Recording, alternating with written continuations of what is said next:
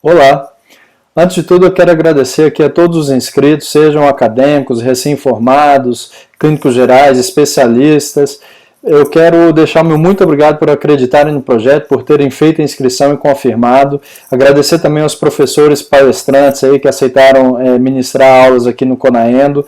É uma honra ministrar qualquer aula ao lado de vocês, trabalhar ao lado de vocês, então meu muito obrigado a vocês também. Bom, eu sou o Wellington, quem não me conhece ou não se lembra de mim, eu sou idealizador do Conaendo. Eu sou cirurgião dentista formado pela Unesp de Araçatuba em 1999. Eu tenho especialização em endodontia pela BO de Goiás com orientação do professor Carlos Estrela, concluída em 2003. Tenho especialização em periodontia, concluída aqui na Escola Brasiliense de Odontologia, orientado pelo professor Robert Carvalho da Silva. Tenho um mestrado em reabilitação oral pela Universidade Federal de Uberlândia, orientado também pelo professor Carlos Estrela, concluído em 2009.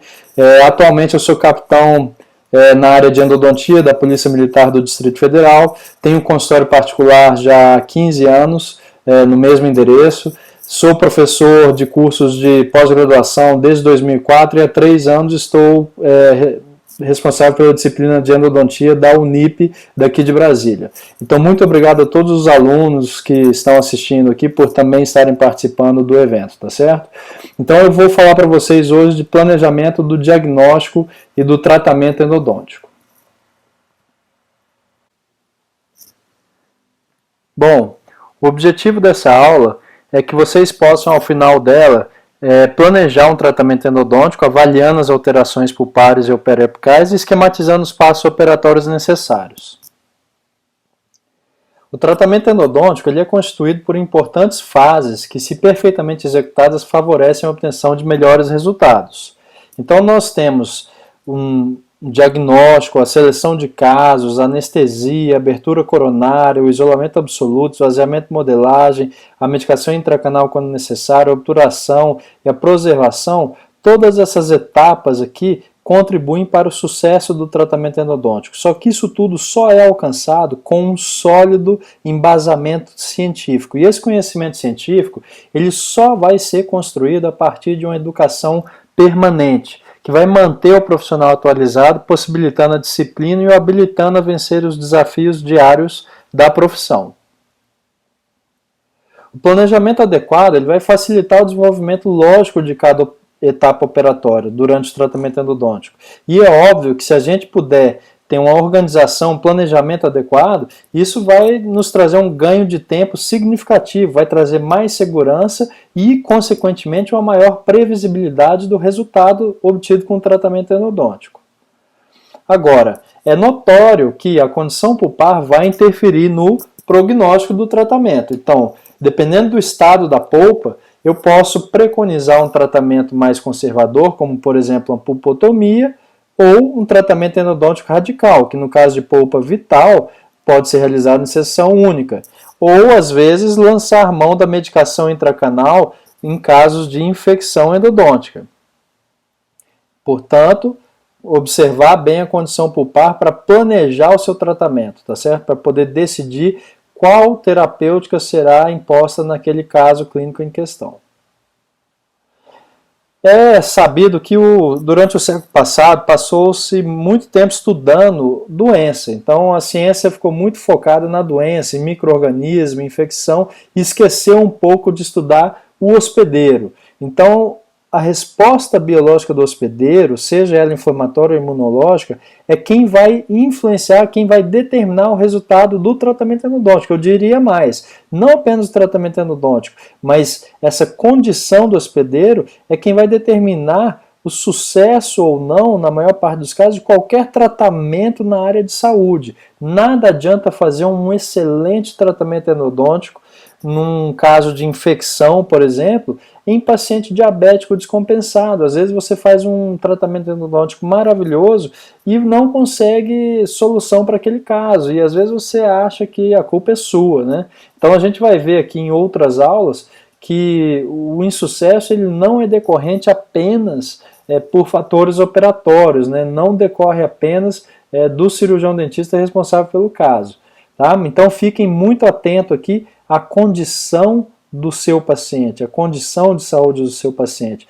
O que nós temos que saber é que muitas vezes o próprio paciente desconhece ser portador de alguma alteração sistêmica. Por exemplo, a própria diabetes. Eu já atendi vários pacientes que só descobriram ser diabéticos após uma intervenção nossa no consultório, porque a gente fazia às vezes cirurgias ou algum outro procedimento e não tinha um resultado satisfatório, então a gente passava a investigar quais as possíveis causas, e aí o paciente acabava descobrindo depois do tratamento odontológico que ele era portador de diabetes. A mesma coisa vale, por exemplo, para AIDS, né? Muitos pacientes portadores do vírus HIV podem nem saber que são portadores do vírus HIV.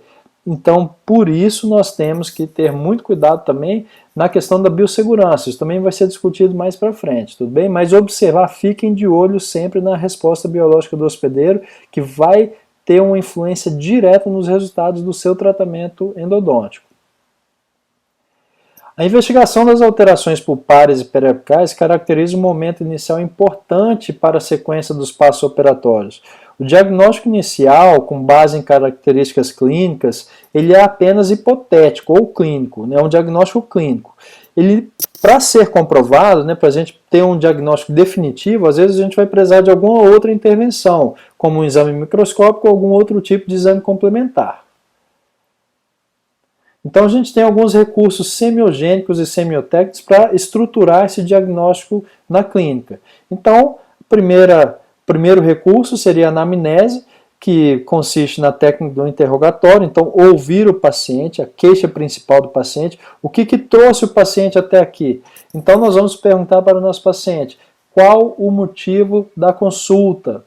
A história pregressa, a história atual, a história médica, né, que o paciente sabe, né, porque, como eu disse no slide anterior, há 2 slides atrás, às vezes o paciente pode ser portador de alguma doença e não ter conhecimento disso. A história odontológica prévia, o que já foi feito, não apenas naquele dente, mas qual o tratamento recente que ele passou, qual o histórico na cadeira do dentista, se já teve alguma reação, se já passou mal, e as características clínicas da dor. Então, interroguem o paciente, ouçam o paciente, porque no final das contas vocês vão ver que a decisão do tratamento, de qual tratamento será realizado, a decisão final é do paciente. Nós temos que oferecer opções para ele, mas ele vai decidir que tipo de tratamento ele quer ser submetido.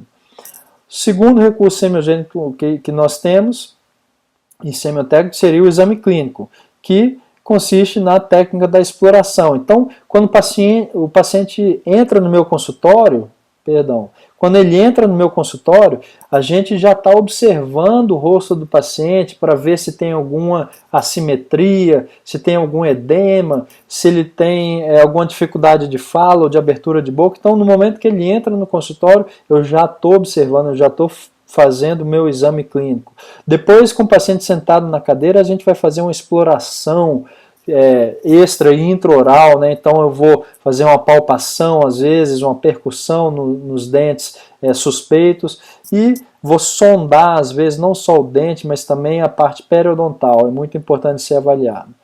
Outro recurso que nós temos para estruturar o diagnóstico é o exame de vitalidade pulpar. Então eu não gosto muito de chamar de teste de vitalidade pulpar, mas sim de teste de sensibilidade pulpar, porque nós sabemos que podemos ter uma resposta falso positiva ou falso negativa quando a gente faz um teste térmico, por exemplo, que é o mais comum, né? Com frio principalmente, é o mais comum de ser utilizado, mas eu não gosto de chamar de teste de vitalidade pulpar porque nós podemos ter, por exemplo, um estado de necrose pulpar onde o paciente responde positivamente ao frio, porque a fibra nervosa é um dos últimos componentes da polpa a se degenerar. Então ele pode às vezes ter um filamento nervoso ali ainda no espaço do canal radicular e quando você faz a aplicação de uma bolinha de algodão com frio ou uma gutapercha aquecida, ele pode responder positivamente pela estimulação dessa fibra nervosa, apesar de já ter uma polpa necrótica. Mas, via de regra, o teste térmico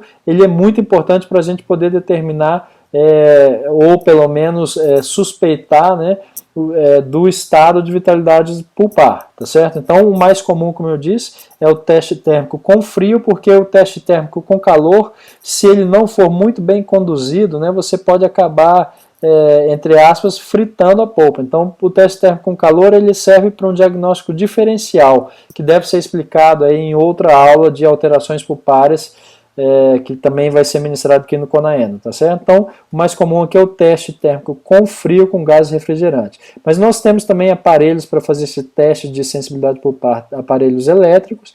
Temos o teste mecânico ou de cavidade, né, onde nós podemos iniciar um desgaste da dentina ali com a broca para ver se o paciente responde alguma coisa, para poder tentar determinar a condição pulpar, tá certo? Para nos auxiliar na determinação da vitalidade pulpar. Além desses recursos, nós temos também os exames por imagem. A endodontia talvez seja a especialidade que trabalha mais próxima à radiologia, né? Então, todo endodontista tem um pouco de radiologista, né? Então, a gente tem que saber trabalhar bem com a radiologia. Hoje em dia nós temos vários recursos aí, né, que vão desde a radiografia periapical, panorâmica, até a tomografia computadorizada de feixe cônico aí, que nos dá imagens maravilhosas, como vocês vão ver aí na aula do professor Ricardo Afonso e do professor Maurício Barreviera, tá certo? Vamos falar de tomografia também aqui no Conaeno. E quando necessário, nós temos também exames complementares, né? Então, que pode ser desde um exame de sangue ou algum outro exame necessário para o caso clínico específico. O diagnóstico clínico das alterações da polpa dentária. Então, nós temos que avaliar o nosso paciente para poder determinar o diagnóstico clínico. Então, a gente vai fazer uma avaliação da dor, que é o sintoma mais expressivo aí das alterações pulpares, né? Contudo, essa avaliação da condição de dor do paciente não permite avaliar corretamente a extensão do processo inflamatório pulpar e as possibilidades de reparação tecidual. Esse sintoma não tem correlação nenhuma com o exame microscópico. O que eu quero dizer com isso? Eu não consigo dizer, por exemplo, eu particularmente não gosto muito do termo de pulpite reversível ou irreversível, porque em princípio toda inflamação ela é reversível. Tá certo que dentro do dente a polpa, que é um tecido conjuntivo, ela está cercada de paredes de tecido duro. Então essa inflamação que tende a ter um edema, ela acaba tendo limite para esse tecido, né, onde ele acaba necrosando por não ter mais para onde expandir.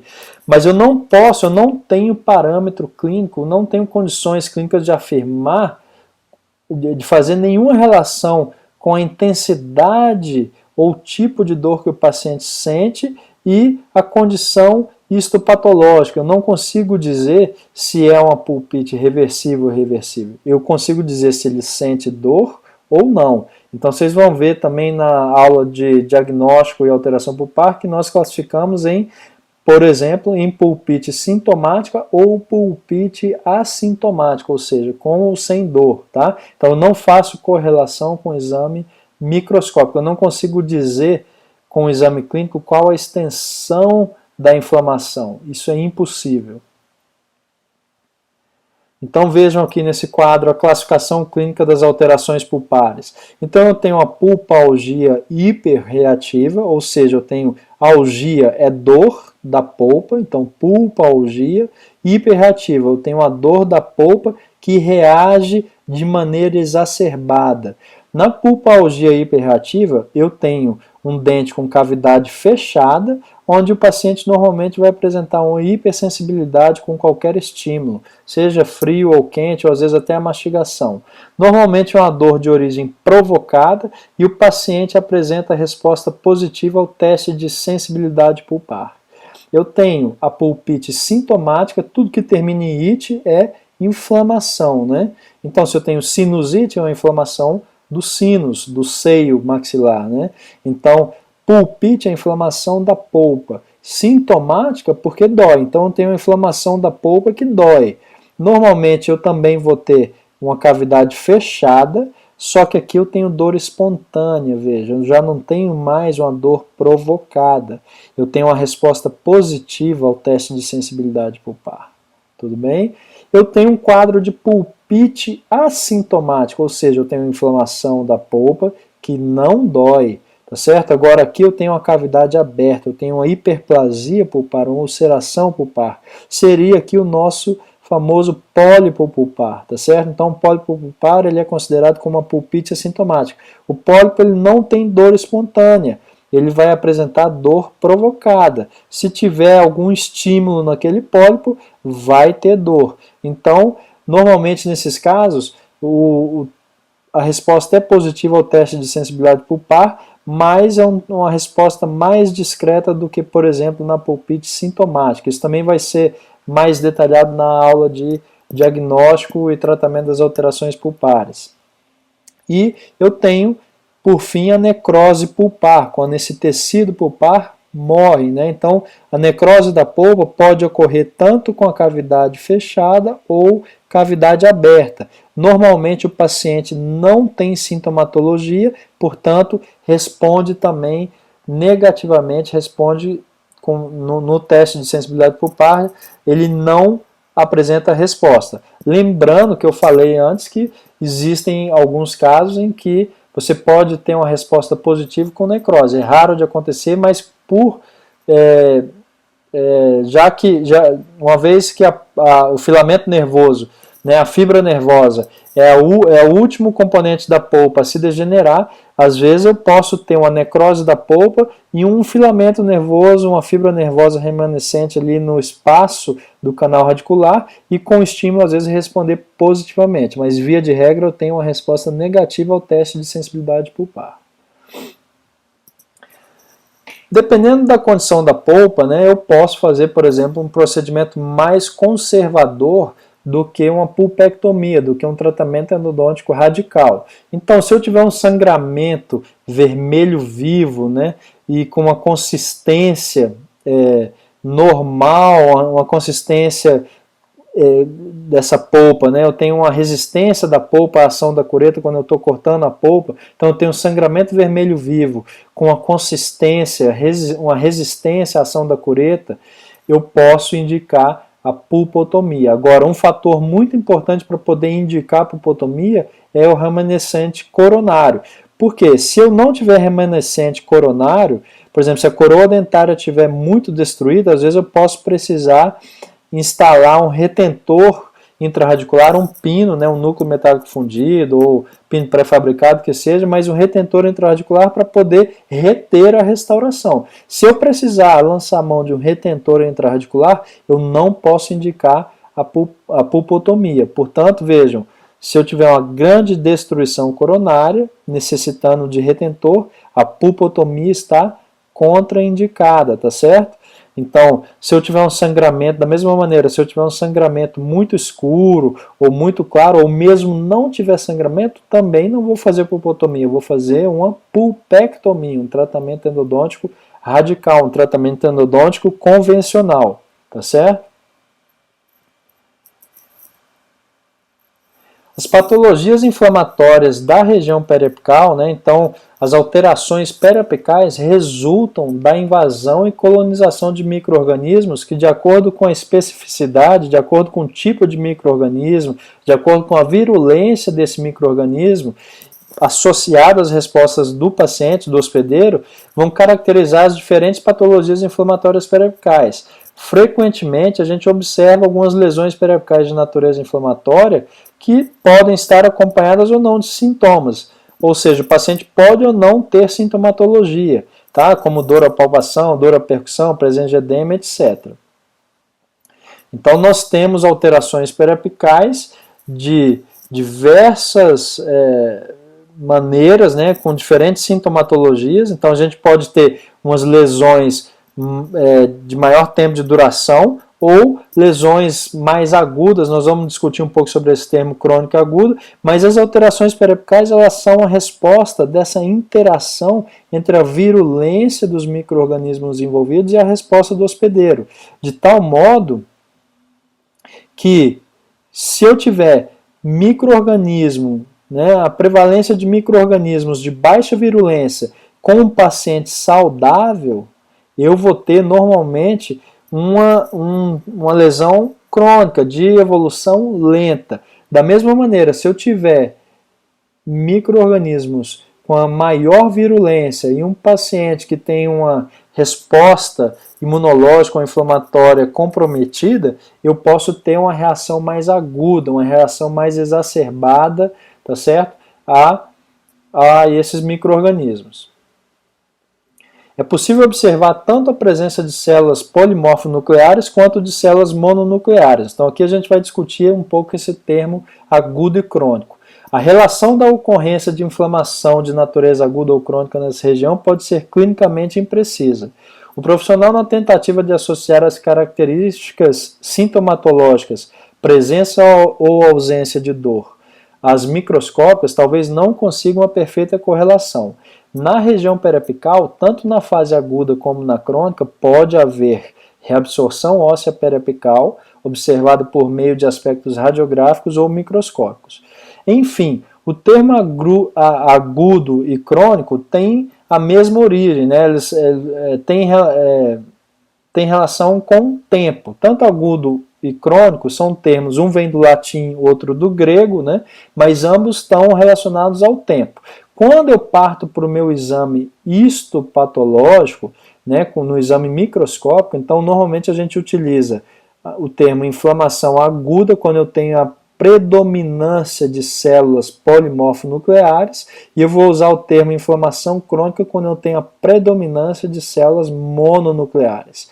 Mas vejam a primeira frase aqui, é possível observar tanto a presença de um quanto de outro no mesmo caso clínico, tá certo? Então, é uma classificação histológica, por isso eu não utilizo essa classificação na clínica. Vocês vão ver também na aula de diagnóstico e tratamento das alterações pulpares e periapicais, que nós não utilizamos esse termo agudo ou crônico, tá? Nós utilizamos sempre sintomático ou assintomático. Então a gente não consegue fazer essa relação entre o quadro clínico e o quadro histopatológico. Então essa aqui seria a evolução, né, até chegar nas patologias inflamatórias do periápice, nas alterações periapicais. Então eu tenho uma invasão, às vezes, daquele espaço pulpar, né, do espaço da câmara pulpar, do canal radicular. Então eu tenho, às vezes, o início ali com a pulpalgia hiperreativa, que pode evoluir para uma pulpite sintomática ou assintomática, até a necrose pulpar. Uma vez ocorrida a necrose pulpar, eu vou ter uma periodontite apical sintomática ou assintomática. Eu posso ter uma inflamação do periodonto lá na região apical que tem dor, ou eu posso ter uma inflamação, né, it, então do periodontite, uma inflamação do periodonto na região apical sem dor, tá certo? Agora, muito cuidado, eu não consigo afirmar na clínica que a minha lesão periapical é um granuloma ou cisto, muito menos pelo exame radiológico, seja ele uma radiografia periapical ou uma tomografia computadorizada de feixe cônico. Portanto, não aceitem diagnóstico de cisto ou granuloma baseado apenas em radiografia ou tomografia, tá certo? Isso aqui é um diagnóstico histopatológico. Eu consigo determinar sim se é uma periodontite apical sintomática ou assintomática. A periodontite apical sintomática, ela pode evoluir para o abscesso. A periodontite apical sintomática é a sala de espera do abscesso. Eu posso ter um abscesso periapical com fístula ou sem fístula, tá certo? Agora, todos eles, uma vez ocorrida a necrose, eu vou tratar com o uso de medicação intracanal, tá certo? Então, nós não realizamos tratamento endodôntico de necrose pulpar em sessão única. Nós vamos discutir em outras aulas por que disso. E lesões endopério? Bom, o conhecimento das inter-relações entre endodontia e periodontia é muito importante para o diagnóstico e tratamento das lesões associadas a essas duas especialidades. A precisão do diagnóstico é essencial para evitar erros, como a indicação desnecessária de tratamento endodôntico ou até exodontias em razão de um implante.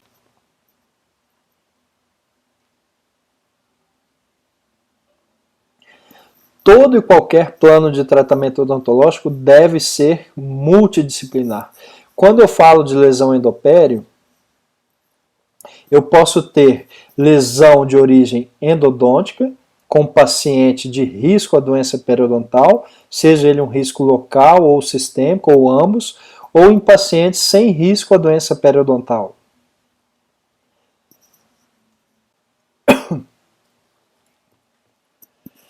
Eu posso ter também uma lesão de origem periodontal, tá certo? Então, a lesão endopério de origem periodontal devido a fator de risco local ou sistêmico, ou fator de risco local associado a fator sistêmico. Agora, se vocês quiserem resumir lesões endopério, como é que eu trato lesão endopério? Bom, lesão endopério de origem endodôntica, como é que você resolve? Tratamento endodôntico. E lesão endopério de origem periodontal, como é que você trata? Geralmente com exodontia, com fórceps, alavanca, com extração. Vou repetir, lesão de origem endodôntica, tratamento endodôntico. Lesão de origem periodontal, lesão endopério de origem periodontal, quase sempre o dente está condenado. Então aqui eu tenho uma lesão endopério, tá certo? Essa furca já tinha envolvimento de furca, então vejam a lesão aqui na região de furca, região periapical envolvendo a região de furca do primeiro molar inferior. Outro profissional já tinha tentado realizar o tratamento endodôntico, né? Então vocês veem aqui a marca possivelmente de uma Gates em forma de pera aqui. Os canais mesiais bem atresiados, o colega não conseguiu localizar os canais mesiais, mas com um pouquinho de paciência, tá certo? 90 dias com hidróxido de cálcio, tá? Então nós fizemos uma troca de medicação intracanal aos 45 dias, deixamos por mais 45 dias e aqui uma preservação já de 5 anos. Então nós observamos a regressão dessa lesão periapical com envolvimento de furca apenas com o tratamento endodôntico. Então eu tenho aqui uma lesão endopério de origem endodôntica, tratamento endodôntico.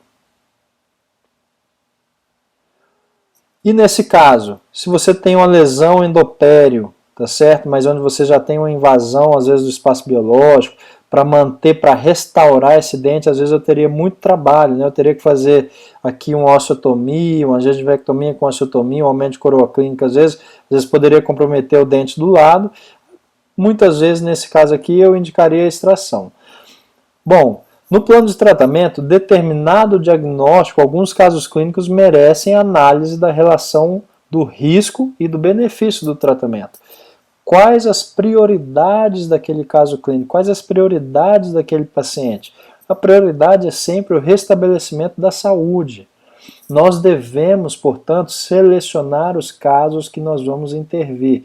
Nós devemos sempre, antes de intervir, pensar se nós vamos melhorar a situação do paciente. Se você acha ou tem dúvida, né, que você pode melhorar o caso, se você acha que não vai conseguir melhorar a situação, para que intervir?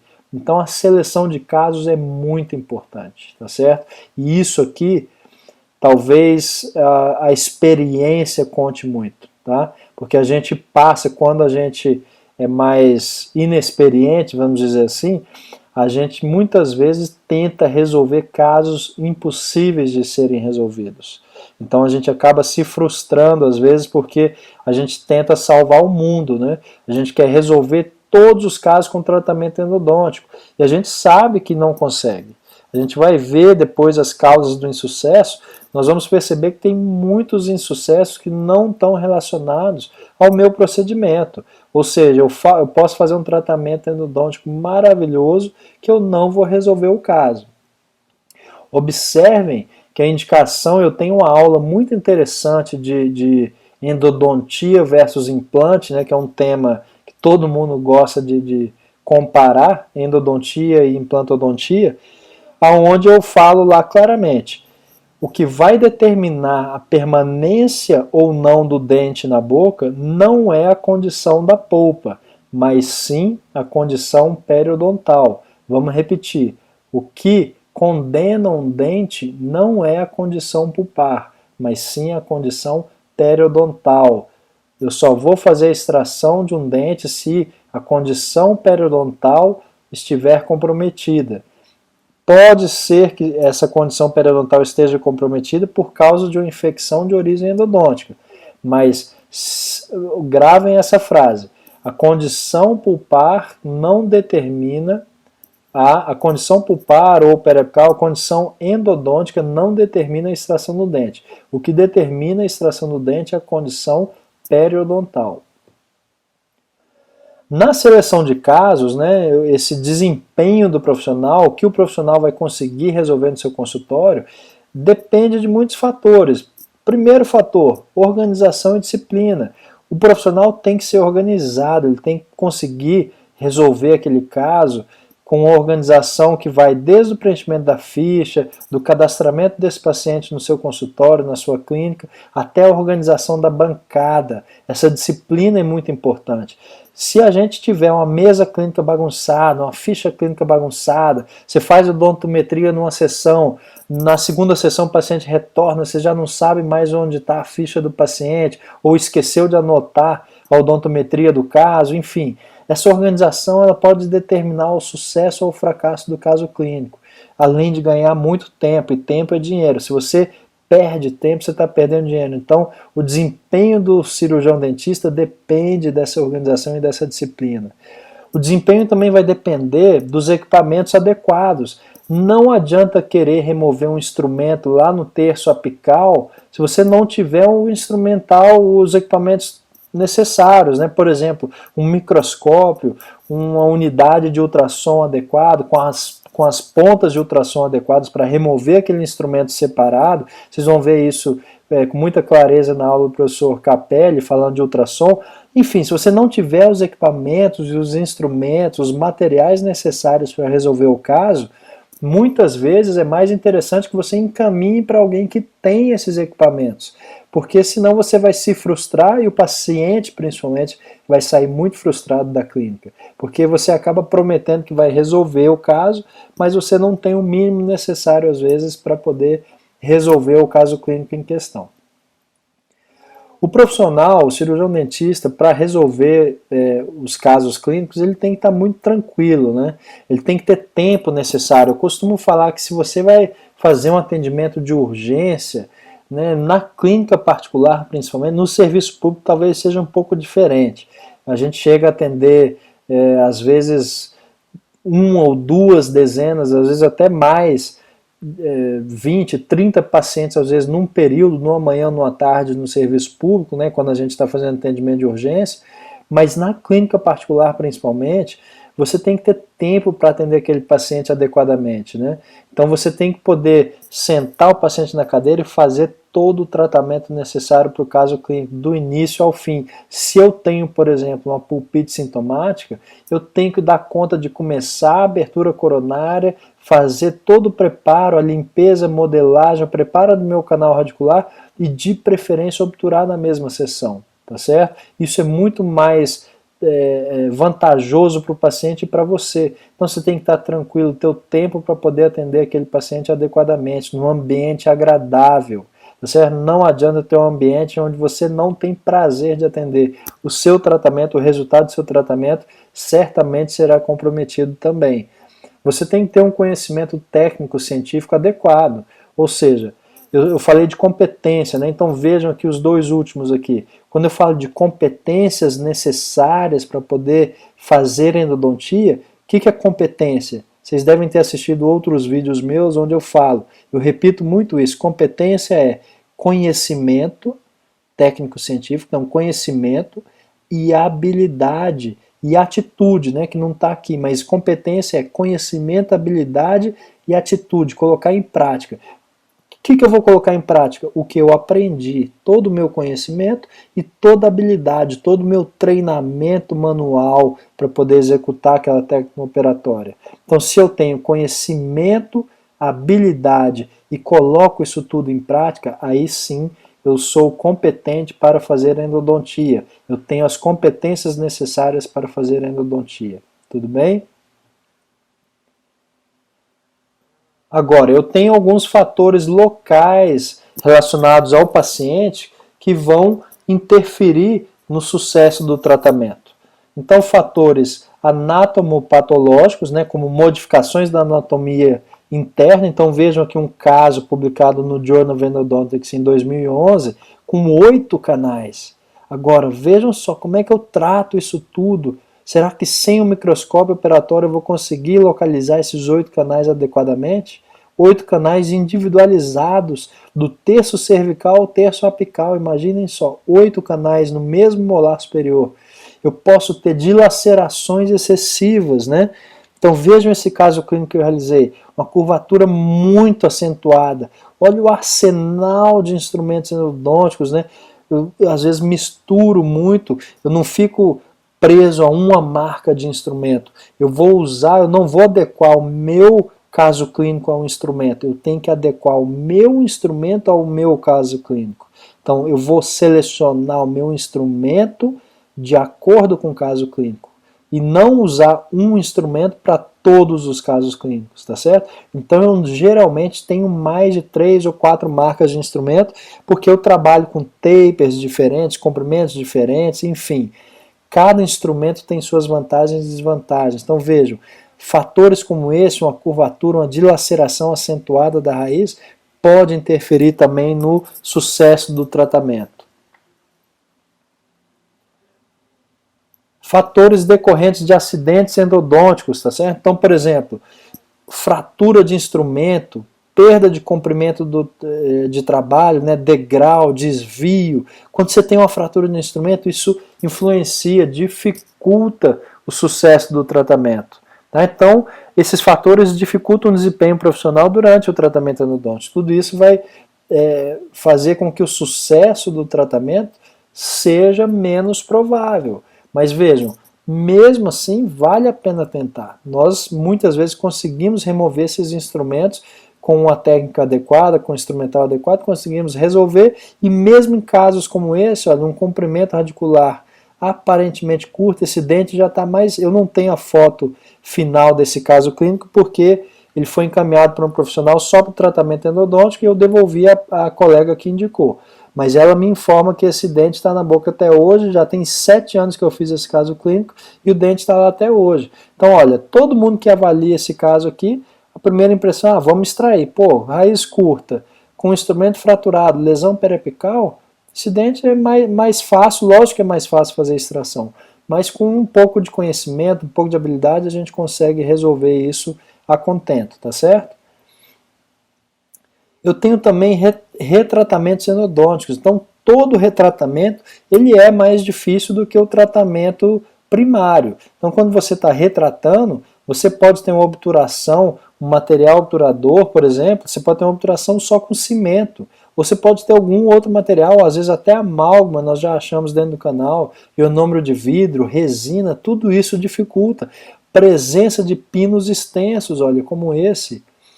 Tudo isso dificulta o nosso tratamento endodôntico, pode trazer um prognóstico pior para o caso clínico, tá certo? Então vejam esse caso que é interessante. A gente muito preocupado com a remoção do pino, pô, fui lá e consegui remover. O protesista, duvido de você tirar esse pino. Fui lá e removi o pino com ultrassom, tá certo? Mas na hora de desobturar, vejam aonde que nós achamos uma trinca no microscópio.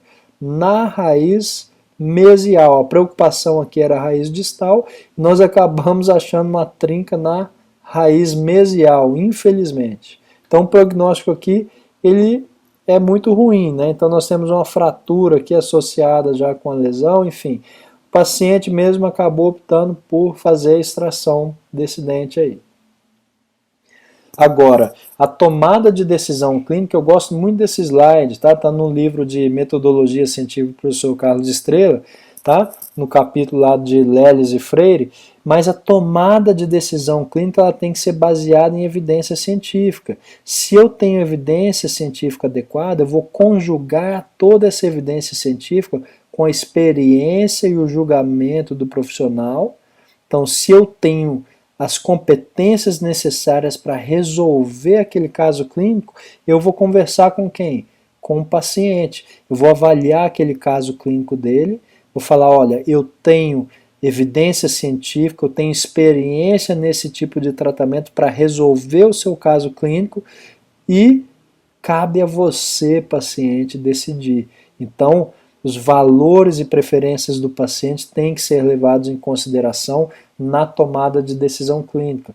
Então, eu vou fazer o tratamento proposto quando eu tiver essa intersecção aqui de evidência científica, experiência e julgamento profissional, circunstâncias clínicas individuais do paciente adequadas para aquele tratamento proposto e os valores e preferências do paciente, ou seja, o paciente aceita realizar o tratamento proposto.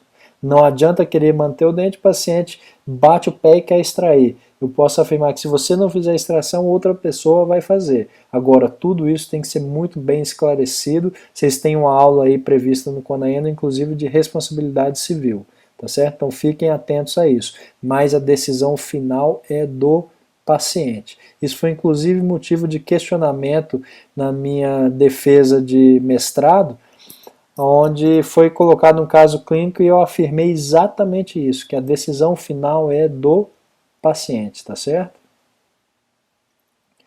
O controle de infecção em endodontia também tem que fazer parte do nosso planejamento endodôntico. Então nós devemos utilizar todo o equipamento de proteção individual, né? Então, colocação de barreiras nos nossos equipamentos, gorro, máscara, óculos de proteção adequado, um jaleco de manga comprida adequado, um campo esterilizado aqui na bancada, tá?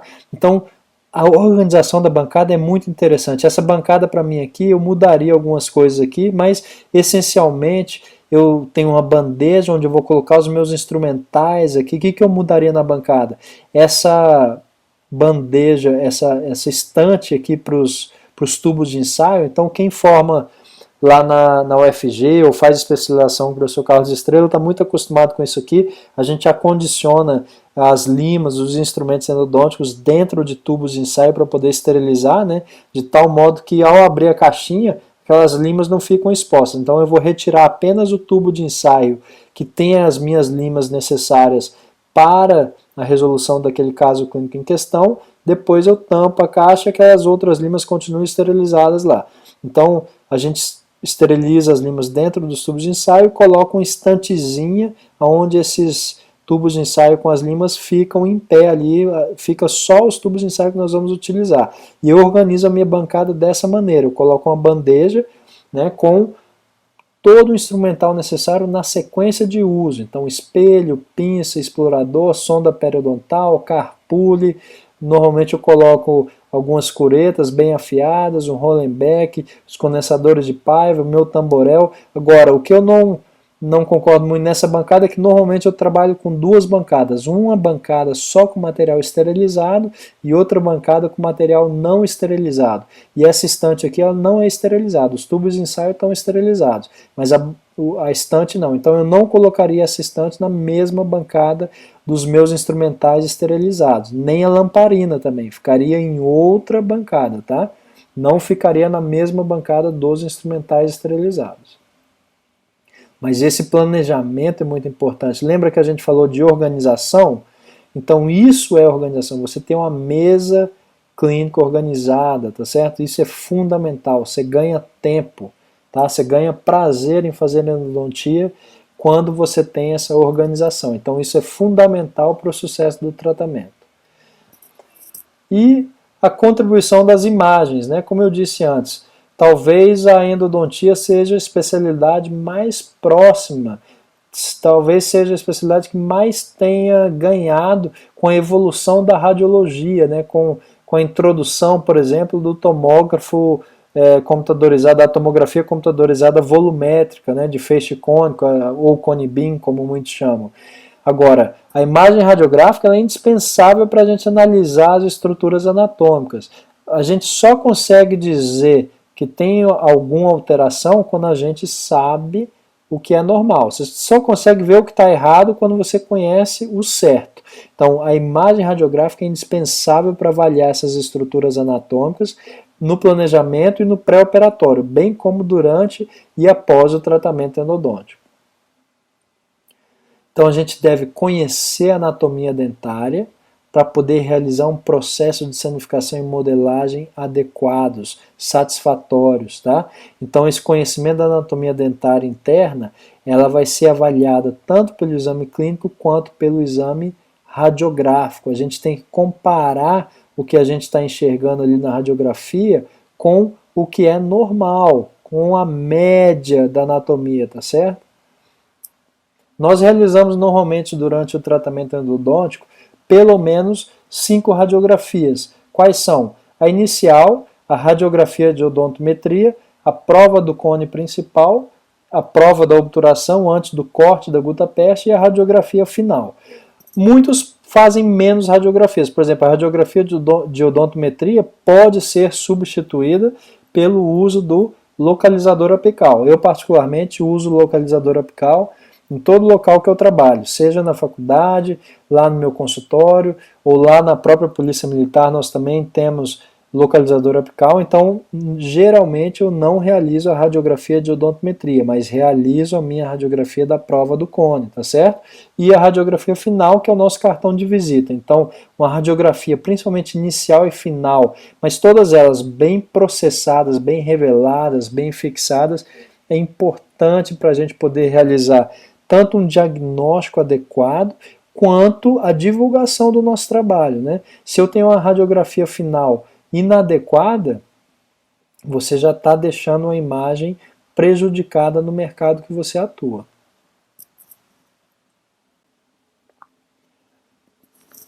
A radiografia vai me dizer, às vezes, se eu vou ter mais facilidade na abertura ou mais dificuldade na abertura coronária, por exemplo. Se eu vejo um espaço de câmara pulpar maior, ora, logo que eu introduzi a minha broca aqui para fazer a abertura coronária, eu já vou sentir a sensação de queda na câmara pulpar. Se eu já tenho um paciente mais idoso, ou às vezes um paciente com recessão gengival, onde eu tenho, além da formação de dentina secundária, às vezes também a formação de dentina terciária ou reacional, eu às vezes tenho uma redução do espaço da câmara pulpar, eu já vou planejar uma abertura coronária mais cuidadosa. Eu já vou selecionar melhor a minha broca para fazer aquela abertura coronária, porque às vezes eu não vou perceber tão nitidamente, tão claramente, aquela sensação de queda no espaço da câmara pulpar. Cuidado, porque eu tenho sobreposição de imagens. Se você tem, por exemplo, um canal vestibular e um canal lingual ou palatino alinhados, muitas vezes você não vai conseguir visualizar, separar esses canais na radiografia ortorradial. Então você precisa, às vezes, lançar a mão da técnica de Clark, do método de Clark, para poder dissociar essas raízes e canais. Os meus alunos na faculdade sabem que quase toda prova cai uma questãozinha lá da técnica de Clark. Tá? Então, nós temos que saber trabalhar com essa técnica, saber mesializar, distalizar o nosso feixe de raio-x para poder obter essa dissociação das raízes, canais ou qualquer outra estrutura anatômica ou não, para a gente poder definir melhor o nosso diagnóstico e plano de tratamento. Tudo bem? Então, normalmente, o que está por palatino ou lingual vai acompanhar o deslocamento do raio-x na projeção na película radiográfica. Ou seja, se eu mudei a minha inclinação horizontal, a minha angulação horizontal do feixe de raio-x, se eu joguei esse feixe de raio-x para mesial, tá certo? O canal palatino vai ficar deslocado para mesial, geralmente. O mesmo acontece para distal. Se eu deslocar, se eu variar essa angulação horizontal do feixe de raio-x, eu deslocar o feixe de raio-x para distal, o que está por lingual ou palatino também vai ficar distalizado em relação às estruturas vestibulares, tudo bem? Quando eu projeto isso na película radiográfica, tá certo? Então o slide aí é praticamente autoexplicativo. É muito importante que quem vai praticar endodontia, quem vai realizar tratamento endodôntico, seja na graduação, na pós-graduação, na clínica particular, saiba e utilize o método de Clark, porque ele é fundamental para o correto diagnóstico e estabelecimento do plano de tratamento. Agora, eu tenho também que me preocupar não só com a angulação horizontal lá no método de Clark, mas também com a angulação vertical do meu feixe de raio-x. Então, se eu mudar a inclinação, eu posso ter um alongamento ou encurtamento da imagem do meu dente na película radiográfica, tá? Então, eu tenho que observar se esse feixe está perpendicular ao longo eixo do dente e a película radiográfica também. Ou seja, eu tenho que observar a relação entre o feixe de raio-x, o longo eixo do dente e a película radiográfica, tá certo? Para evitar de encurtar ou alongar a imagem do dente. Observem também, para planejar o tratamento endodôntico, além do meu limite transversal, quando eu falo limite transversal, né, até qual lima que você vai alargar. Eu vou alargar até a lima 40, 50, não existe regra. Eu vou pegar o instrumento inicial mais 2 ou mais 3. Você tem que respeitar a anatomia. Quanto mais você dilatar o canal, mais você está limpando o canal, tá certo? Então, sempre que possível, eu prefiro dilatar bem o terço apical. Quando eu falo dilatar bem o terço apical, eu não gosto de terminar o meu preparo apical com instrumentos 25, por exemplo. Eu tento chegar no mínimo ao instrumento 30, 35 e para isso às vezes eu não posso usar taper muito elevado. Agora, outra coisa que eu tenho que me preocupar também é o meu limite longitudinal de preparo. A gente tem que saber que o forame apical, a constrição apical, nem sempre coincide com o ápice anatômico, com o ápice radicular. E é isso que esse slide está falando, resumidamente. Que eu posso ter, por exemplo, uma distância do forame ao ápice radicular de até 1 milímetro, ou seja, se eu vou deixar o meu preparo do canal radicular 1 milímetro aquém do forame, às vezes eu vou trabalhar 2 milímetros aquém do ápice, porque o forame já está 1 milímetro aquém do ápice. Se o forame está aquém do ápice, mais 1 milímetro aquém do forame vai dar 2 às vezes. Então, às vezes, quando o meu localizador apical apita, dando que eu já estou no forame, e aí eu vou confirmar na radiografia. Às vezes você faz a radiografia, você observa que o instrumento está saindo a 1,5, 2 aquém, você tem que respeitar o localizador apical às vezes, porque ele confirma isso que esse slide está falando, que nem sempre o nosso forame coincide com o ápice anatômico ou ápice radiográfico que seja. Então veja essa imagem que interessante. Na radiografia parece que tem uma reabsorção apical aqui, que o cone está saindo aqui uns 2 milímetros aproximadamente, mas olha só quando você faz a extração do dente, eu tenho aqui pelo menos aí uns 8, 9, talvez 10 milímetros de cone para fora, porque esse cone estava sobreposto pela raiz quando eu projetava isso na imagem da radiografia. Então a radiografia periapical engana, cuidado com estruturas anatômicas adjacentes, o que parece ser às vezes uma lesão periapical pode ser, por exemplo, um forame mentoniano, uma estrutura anatômica. Forame incisivo, cuidado, né? Nós temos que diferenciar, variar a angulação do nosso feixe de raio-x, cuidado com as estruturas anatômicas adjacentes, como seio maxilar, como canal mandibular, forame mentoniano, porque tudo que a gente extravasar aqui, a gente pode levar a consequências mais sérias, né? A gente pode levar uma sinusite, nós podemos levar um quadro de dor bem intensa se esse material obturador foi extravasado aqui para dentro do canal mandibular, tá certo? Então, muito cuidado, observem sempre a relação desse dente com as estruturas anatômicas e muito cuidado ao planejar o seu tratamento endodôntico. Planejar desde a escolha da técnica que você vai realizar até os materiais que vão preencher aquele canal radicular. A imagem radiográfica às vezes nos dá sinais da complexidade anatômica, né? Então quando eu tenho uma imagem como essa, eu vejo a luz do canal, às vezes num dente, até o terço médio, e de repente lá no terço apical desaparece a luz do canal, você não consegue mais identificar a luz do canal, isso pode mostrar para você que a partir desse ponto aqui, o canal radicular está bifurcando, né? Você tem uma bifurcação aqui do canal radicular, tá? Como nesse caso, veja só, a gente consegue observar a luz do canal aqui, olha. E de repente, deixa de ser tão nítido a luz do canal. Aí, variando um pouco a angulação do raio-x, olha, você consegue identificar dois canais aqui, olha. Olha só, tá? Então, muito cuidado, a imagem radiográfica nos dá sinais, ela não mostra tudo, né? A tomografia talvez seja o exame, vocês vão ver nas aulas do professor Maurício e do professor Ricardo, que a tomografia mostra muito mais coisa do que a radiografia periapical. Então, é o padrão ouro, né? Eu não gosto muito desse termo, mas é o gold standard, né? Em termos de exame de imagem hoje, tá? Então, olha outro caso aqui. A gente vê a luz do canal, de repente desaparece. Muito provavelmente daqui para baixo aqui a gente tem dois ou mais canais. Você tem uma bi ou trifurcação, às vezes até do canal radicular. Olha aqui, ó, tá certo? Então a gente vê aqui, olha, nesse premolar, a luz do canal mais nítida, depois, olha, divide até as raízes aparentemente. Olha aqui um molar inferior, ó. Quantas raízes tem o molar inferior? Duas.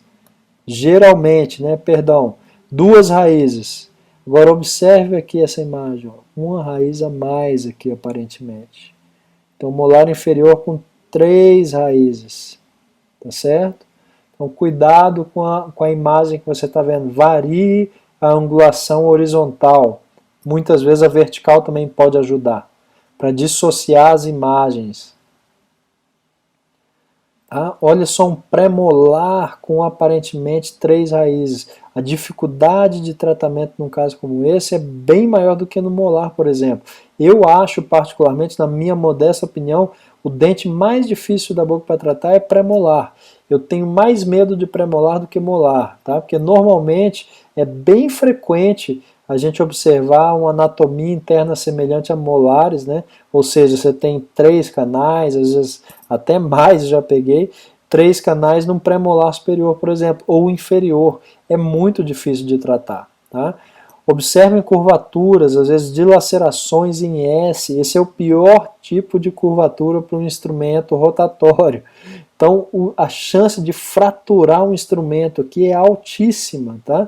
Quando você tem uma dupla curvatura, tá? Então, você vai ter aqui incidência de tensões no instrumento que podem fraturar um instrumento aí por flexão rotativa, tá? Por fadiga cíclica, né? Então, pode ocorrer uma fratura aqui por fadiga cíclica. Esse tipo de curvatura em S é a mais perigosa para o instrumento rotatório. Olha que dilaceração acentuada. Provavelmente era um dente retido, onde levou uma dilaceração, o dente foi tracionado, né?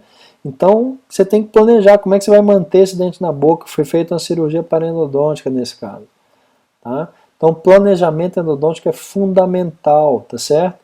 Então, você tem dentes retidos aqui, você tem que observar, olha, um canino incluso. Lá no ápice do dente, você tem um dente com dentes em dente, observe aqui, ó. Então a abertura coronária aqui tem que ser muito bem trabalhada, muito bem planejada, uma broca de tamanho adequado, porque você vai ter que quebrar esse dente em dente até acessar a luz do canal principal aqui. Considerem, gente, a endodontia como um procedimento microcirúrgico, né? Então quando eu falo microcirúrgico, tá? Aqui outro caso de dentes em dente, observem só. Tá? Olha que dente em dente profundo, né? Uma classificação aqui, eu não vou entrar em detalhe do dente em dente, mas isso aqui para o tratamento endodôntico às vezes pode inviabilizar o tratamento endodôntico. O risco que você corre aqui, ele é muito alto. Tá? Você pode ter casos de geminação, esse caso aqui é inclusive de um grande colega meu, a foto de um dentista, né? Essa aqui são os dentes de um dentista, um colega meu que formou comigo na faculdade, tá? Um grande amigo. Vejam só, um caso de geminação de dois incisivos inferiores, tá? Então, como eu estava dizendo, outro caso aí, como eu estava dizendo, a endodontia é um procedimento microcirúrgico. O sangue que corre aqui na polpa ou na região periapical é o mesmo sangue que vai parar no coração, no pulmão. Então, quando você vai fazer uma cirurgia, você escolhe os instrumentos adequados, você planeja, prepara o ambiente, deixa tudo pronto antes de sentar o paciente na cadeira. Por que com a endodontia seria diferente? Eu quero que vocês coloquem isso na cabeça. A endodontia é um procedimento microcirúrgico, tá certo? E deve ser tratado como tal. Então, questão de biossegurança, quando você vai pegar no instrumento, às vezes eu vejo aluno tocando com a luva não esterilizada na ponta do instrumento, né? Às vezes o instrumento ele dobra um pouquinho, o aluno vai com a luva não esterilizada, tenta desdobrar aquele instrumento que já está errado por si só, mas principalmente a contaminação ali, né? A lima, o instrumento endodôntico que vai penetrar no canal, você não pode contaminar esse instrumento com a tua luva não esterilizada. Então, muito cuidado, você tem que usar um instrumento esterilizado, né? Manter a cadeia séptica, manter a biossegurança. Tá? Então, imaginem que estão fazendo uma cirurgia, porque nada mais é do que um procedimento microcirúrgico, a endodontia de modo geral. Reabsorções internas, né, podem ser visualizadas na radiografia, então a gente tem que planejar o tipo de intervenção, o tipo de obturação que você vai fazer para aquele caso. Eu tenho reabsorções externas, né, onde é que vai ficar o meu limite de preparo, o meu limite de instrumentação e obturação? Tá? Será que eu vou chegar até no finalzinho aqui dessa raiz reabsorvida, né? Então, isso tudo tem que ser muito bem planejado. Um osteite condensante, tá certo? Com a reabsorção externa. Eu tenho também nódulos pulpares, né? Então tudo isso tem que ser muito bem planejado. Se eu tenho lesões laterais, olha só, eu tenho que imaginar aqui uma rede de canais, um sistema de canais radiculares, né? Canais acessórios, secundários, colaterais, laterais. Então, o sistema de canais radiculares é muito complexo. Tá? Vocês vão ver isso na aula de anatomia, onde a gente vai discutir isso bastante. Então, essa anatomia está relacionada, às vezes, com lesões como essa. Olha. Se eu tenho uma lesão lateral, sem suspeita de fratura, às vezes você tem um canal lateral, uma ramificação do canal principal aqui, que pode estar diretamente relacionada. Agora, isso aqui não é uma obturação do canal radicular, você apenas preencheu essa ramificação, mas isso muitas vezes já é o suficiente para observar o reparo da lesão. Mas o que eu quero mostrar é exatamente o planejamento que você tem que ter para poder resolver uma lesão como essa. Tá? Então você tem que imaginar aqui que você vai deixar essa parede limpa, você não vai obstruir essa ramificação aqui com nenhum tipo de debris, de raspa dentinária, tá certo? Então você tem que manter o canal sempre bem limpo durante o seu preparo.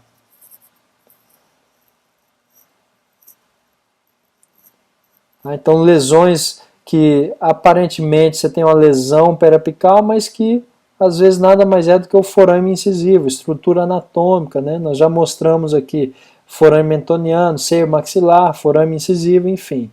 Lesões endopério de origem periodontal, olhem, observem o tanto de tártaro que tem. Então, normalmente um dente como esse está condenado, dificilmente vai conseguir resolver isso aqui de maneira satisfatória apenas com tratamento endodôntico, tá? Outro caso aqui com sulco radicular, né? Então você tem um sulco que começa na coroa e se estende por toda a raiz. Essas imagens são retiradas do livro do professor Carlos Estrela, mas olha só, será que eu consigo remover esse biofilme aderido aqui? Tá? Então, como é que remove biofilme? Só com raspagem. Como é que você remove tártaro? Raspagem. Não tem outra maneira de remover biofilme, tá certo? Principalmente esse biofilme extraradicular. Então, um caso como esse aqui não tem segredo, é extração, não tem como resolver um caso como esse com um tratamento endodôntico. Então, nós já falamos, né, de lesões endopérios, tem que saber se é de origem periodontal ou de origem endodôntica. Se for de origem endodôntica, o tratamento endodôntico resolve. Se for de origem periodontal, a solução é extração, tá certo?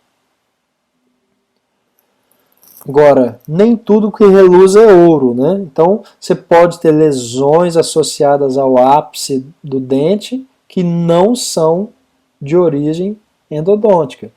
Por exemplo, um caso de displasia cementária periapical. Como é que é o diagnóstico diferencial da displasia cementária periapical? Se você fizer um teste de sensibilidade pulpar aqui nesse incisivo inferior, você vai constatar que ele responde positivamente, ou seja, a polpa está vital.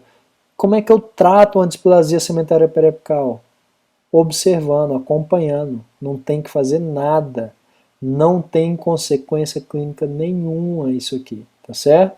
Então é apenas acompanhamento clínico radiográfico durante algum tempo. Então, casos de reabsorção, você tem que planejar também como preencher aquela reabsorção, que às vezes pode estar comunicando com a parte periodontal ou não. Então, desde a abertura até a obturação, você tem que planejar adequadamente que tipo de material você vai utilizar para preencher e qual técnica de obturação. Será que uma condensação lateral faria o preenchimento dessa lesão adequadamente? Provavelmente não. Então, às vezes você vai ter que lançar a mão de uma técnica termoplastificada ou utilizar algum cimento específico para poder realizar o preenchimento daquela área de reabsorção. Então planejem antes da intervenção. Veja um caso onde foi feito o tratamento endodôntico com uma reabilitação protética em cima daquele dente, uma prótese parcial fixa. Tá? Agora, trataram a raiz, quando você varia a angulação do feixe, olha só, aparece outra raiz aqui, que não foi tratada, tá certo? Então a radiologia, de um modo geral, os exames de imagem, seja radiografia ou tomografia, nos auxiliam muito para planejar esse tratamento endodôntico, e o diagnóstico também, né? Então vejam que eu falei, pré-molares com 3 canais, para mim são dentes muito mais difíceis de tratar do que qualquer molar, tá? Porque é uma anatomia de molar num corpo de pré-molar, né? Então a coroa é menor, os canais normalmente são mais atrésicos, mais difíceis de serem trabalhados. Diagnóstico de perfuração, olha só. Então você coloca um instrumento, você não sabe onde está indo, uma radiografia periapical bem processada e adequada, pode já te definir aqui o tipo de tratamento a ser realizado. Se você vai fazer um selamento dessa perfuração, por exemplo, com MTA, ou se está indicando a extração do dente. Então, o exame de imagem é fundamental para o endodontista. Veja esse caso. Né, a gente tem um pré-molar com a raiz curta, né, uma fratura que estava invadindo o espaço biológico, então nós optamos pela extração, e um pré-molar obturado, com 3 canais, 3 raízes, 3 canais, uma sobreobturação. Então o que foi feito aqui? Nós planejamos uma cirurgia parendodôntica com apsectomia e retroobturação, tá certo? Casos de fratura, né? Então essa paciente teve uma pulpite sintomática nesse molar, que um controle de 2 anos do tratamento que tinha sido realizado em sessão única. Um mês depois do controle de 2 anos, ela voltou com a fístula. Ao fazer o mapeamento da fístula, nós identificamos aqui que o cone de gutta-percha estava na região cervical. Então a primeira suspeita é fratura radicular. A paciente tinha bruxismo e eu fiz na época um procedimento que não está nos livros, né, mas que resolveu. A paciente ficou por mais 4 anos com dente na boca, depois acabou fraturando de maneira mais severa esse dente, mas eu fiz um procedimento que não está indicado, você não vai ver isso em livro nenhum, tá? Então eu fiz um retalho total, na linha de fratura da raiz eu fiz uma canaleta com a broca carbide meio e preenchi com MTA. Vejam que o MTA, depois de um tempo, ele é reabsorvido aquele excesso que ficou, tá? Então muita gente fala, MTA não é reabsorvido. Olha a diferença de quando eu coloquei no controle de 1 ano. O MTA em excesso foi reabsorvido e a paciente ficou ali por mais alguns anos com esse dente na boca, tá? Então a imagem aqui do mapeamento da fístula com cone de gutta-percha foi muito importante para planejar essa cirurgia exploratória, e o procedimento foi consequência, não vou entrar muito em detalhe, tá? Vejam outro mapeamento de fístula. É muito comum quando eu vejo fístulas mais próximas à margem gengival e não tanto lá no fundo de fórnix, fístula próxima à margem, geralmente associada a retentores intrarradiculares inadequados, é muito comum que essa fístula esteja relacionada a uma fratura, seja decorrente de uma trinca ou fratura radicular, como nesse caso, mapeamento da fístula. Tá? Então, normalmente eu utilizo um cone de gutta-percha R7 ou R8, né? Não precisa anestesiar, normalmente eu passo anestésico tópico às vezes, mas inserindo esse cone com bastante delicadeza, você consegue rastrear o caminho daquela fístula para determinar se é na região periapical ou terço cervical ao médio, né? Então, um caso de fratura, o dente acabou tendo que ser extraído. Agora, eu tenho que relacionar as minhas imagens com o quadro clínico. Veja essa paciente, essa foto ela fez em casa, tá? Ela procurou o consultório para resolver esse edema, né, que era muito severo. Ela tinha trismo, abertura de boca, então foi medicada. Na semana seguinte ela retornou, já conseguia abrir um pouco mais a boca, mas vejam que nessa primeira consulta que ela teve no consultório, o abscesso drenava pelo sulco vestibular do primeiro molar. Não foi possível nem fazer radiografia, porque ela estava com trismo, não conseguia nem pôr o posicionador ou a película aqui. Tá? Mas drenava o abscesso, esse abscesso drenava pelo sulco do primeiro molar. Quando, para nossa surpresa, a origem era o segundo molar. Na semana que ela retornou, eu fiz um teste de vitalidade no primeiro molar, um teste de sensibilidade pulpar, e ele estava vital. O abscesso tinha origem endodôntica no segundo molar e drenava pelo sulco do primeiro molar. Então, cuidado, que a imagem, olha, mostra uma radiolucência aqui na região do segundo molar, mas clinicamente a gente observava outra coisa. Então eu associei a imagem, a radiografia, com o teste de sensibilidade pulpar, tá? E com o exame clínico, né? Então a radiografia mostrava a lesão aqui, o teste de sensibilidade pulpar mostrava que esse estava vital e esse não, mas o abscesso drenava pelo sulco do primeiro molar. Então, cuidado, a gente tem que associar a imagem com a clínica, a imagem radiográfica com a clínica. Agora, esse trabalho do professor Carlos Estrela de 2008 ficou muito tempo entre os trabalhos mais citados do Journal of Endodontics, tá? A principal revista de endodontia aí no mundo. Então, o que esse trabalho mostrou?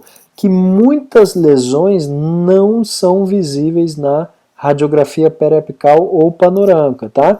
Então veja um caso de um tratamento endodôntico incisivo muito bem realizado pelo professor Marcelo Sampaio, daqui de Brasília, onde a paciente ainda manifestava dor. Quando foi feita a tomografia, observou-se uma lesão periapical, uma radiolucência, uma área hipodensa, né, na tomografia, que não era visualizada na radiografia periapical panorâmica.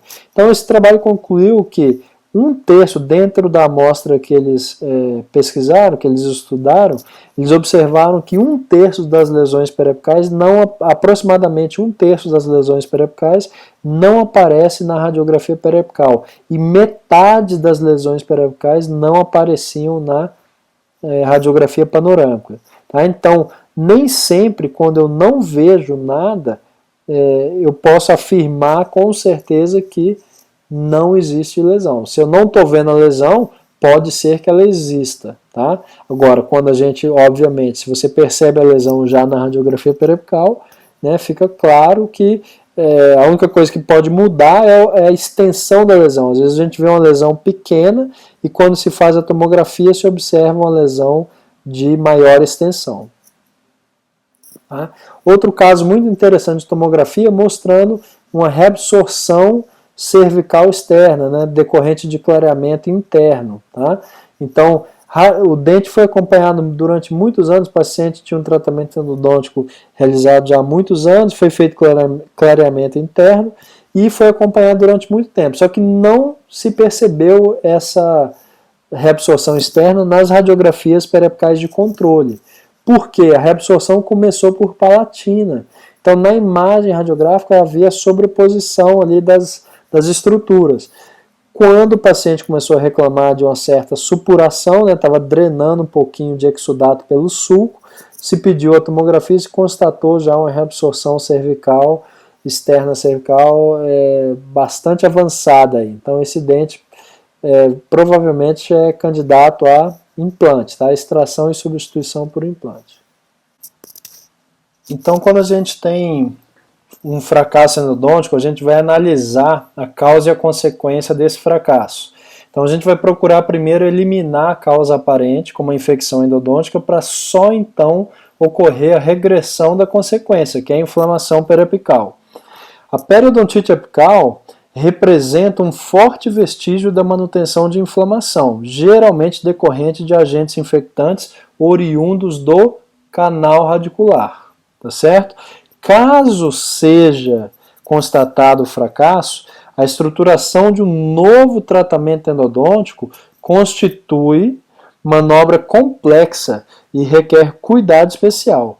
Uma vez discutidos os fatores responsáveis pelo fracasso, torna-se necessário fazer um planejamento para a execução operatória da reforma do tratamento mal sucedido. Qualquer reconstrução, qualquer retratamento vai exigir da gente muita atenção e perícia. E o novo tratamento a ser executado compõe-se quase exatamente das mesmas fases operatórias do tratamento inicial. Como primeira opção, para o tratamento do fracasso, a gente vai ter esse retratamento endodôntico, que tem sempre um prognóstico menos favorável do que o primeiro tratamento. Agora, outras opções seriam a cirurgia parendodôntica e até a extração, para eliminação da infecção, tá certo? O professor Nair, ele cita as causas responsáveis pelos fracassos endodônticos. Ele classifica em causas de origem microbiana e causas de origem não microbiana. Então, as causas de origem microbiana podem ser por fatores intrarradiculares, que é a maior parte dos casos, como bactérias e fungos, e também fatores extrarradiculares, como a actinomicose, por exemplo. Tá? Mas também existem causas de origem não microbiana. Então nós podemos ter uma reação tipo corpo estranho, por exemplo, a algum material de obturação. Se você extravasa algum cimento, dependendo do cimento obturador que você está utilizando, você pode levar a uma reação tipo corpo estranho, aonde um retratamento às vezes não resolve, porque quando você retrata, você trabalha intracanal, você não está trabalhando fora do canal. E essa reação tipo corpo estranho ocorre extracanal, extradente, então está na região periapical. Você pode ter uma reação tipo corpo estranho, por exemplo, a espículas de papel. Você vai secar o canal e aquela ponta de papel absorvente que você utiliza para secar o canal, às vezes é um forame amplo ou com risogênese incompleta, e aquela espícula de papel acaba ficando no ápice, levando a uma reação tipo corpo estranho. A persistência de uma lesão, de um quadro doloroso também pode estar associado, podem estar associados. Você pode ter também um fator endógeno, A gente falou dos fatores exógenos aqui de origem não microbiana, mas nós temos fatores endógenos, como por exemplo um cisto verdadeiro, tá certo? Onde esse cisto ele está completamente envolvido por uma camada de epitélio, Ele não tem mais relação com a luz do canal. Então esse cisto verdadeiro muitas vezes só é resolvido com cirurgia parendodôntica, Você não vai conseguir eliminar um cisto periapical verdadeiro através de tratamento endodôntico. Ou ainda a presença de cristais de colesterol que vão acabar perpetuando às vezes uma lesão. Esses cristais de colesterol se formam em consequência do próprio metabolismo do hospedeiro ali na região da inflamação. Então esses cristais também fogem, a existência desses cristais foge ao nosso alcance ali dentro da clínica. Tá? Nós temos alguns fatores operatórios que obviamente interferem no sucesso ou no fracasso do tratamento endodôntico. Por exemplo, na abertura e no preparo coronário, a gente pode ter várias dificuldades técnicas. Um acesso inadequado, às vezes nós temos limitação da abertura de boca, dentes girovertidos, enfim, Se tiver uma perfuração ali na coroa durante a abertura, uma fratura de instrumento, a presença de material restaurador, tudo isso pode dificultar. Nós podemos ter dificuldades também relacionadas à anatomia, como calcificações, né, alguma obliteração, a mineralização do canal radicular, né, às vezes até da polpa coronária em alguns casos, né. Nós podemos ter alterações anatômicas, né, como bifurcações ou trifurcações de canais, né, onde você espera ter um canal, às vezes você acha 2 ou 3, isso dificulta bastante, principalmente quando tem bifurcação ou trifurcação ou ramificação mais para o terço médio apical, né, dificulta muito à medida que vai chegando perto da região apical. Nós podemos ter dificuldades também no preparo do canal radicular, né? Dificuldades técnicas na localização do canal, enfraquecimento da estrutura dentária, presença de canal adicional, perda do comprimento de trabalho com desvio ou degrau, transporte foraminal, alargamento exagerado, perfurações ali no preparo do canal, fratura de instrumento, né? Quem nunca teve fratura de instrumento é porque nunca fez endodontia. Sobreinstrumentação também pode levar ao insucesso do tratamento, tá? Dificuldades anatômicas, mesma coisa, canais calcificados ou dilacerados, né? Dente fora da posição, como eu disse anteriormente. Durante a obturação, né, se você tiver uma instrumentação excessiva, um canal muito dilatado, dificulta um pouco a obturação. Né? Você pode ter uma sobreobturação que também vai interferir no sucesso, dor pós-operatória, fratura de algum espaçador durante a obturação, ou de um condensador de Max Palen, por exemplo, cimento com presa rápida, né? Se você não presta atenção ali, ou alguns cimentos que endurecem em contato com a umidade, você não seca adequadamente o canal, isso também vai dificultar, né, o sucesso do tratamento, ou até impedir o sucesso do tratamento. No retratamento nem se fala, né? Você tem que remover às vezes pasta, cimento, cone de gutta-percha, às vezes tem cone de prata com cimento, você tem canal preenchido só com cimento, às vezes é um cimento à base de óxido de zinco eugenol, às vezes pode ter um cimento resinoso que nem um solvente consegue remover. Você pode ter a presença de retentores intrarradiculares de diferentes volumes e de diferentes diâmetros e extensão, né? Você pode ter um pino muito grosso e muito comprido, às vezes que dificulta bastante, traz um risco até de fratura na remoção. Tá? E quando a gente fala em planejamento endodôntico, nós também devemos falar do controle longitudinal pós-tratamento.